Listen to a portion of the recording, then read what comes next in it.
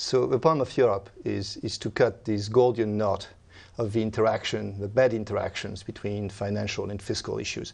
So the first stage is clearly to make sure that from a fiscal point of view, things are okay, which means that countries have in place a credible medium-term plan. That's the first thing. But one has to be realistic. It's clear that some countries will basically have a hard time making it on their own. These are the program countries.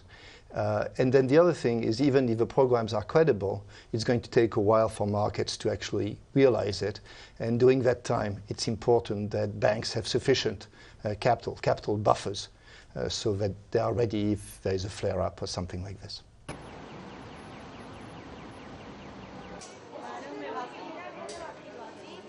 So we don't expect the US to go into recession.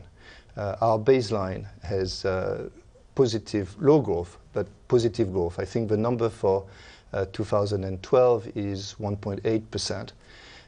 But that's under some assumptions. It's basically under the assumption that there is no major flare-up in financial markets. And that in turn, that requires that the policies which are going to avoid these flare-ups are in place.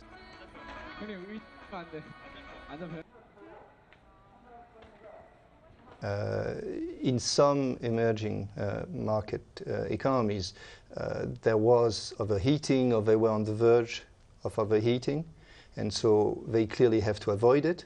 At the same time, looking forward, it may be that the economic environment is going to be much worse, the world economic environment, in which case they have to be ready to shift regime and actually make sure that they expand domestic demand. So for the moment, yes, avoid overheating where it's there, but be ready to change tactics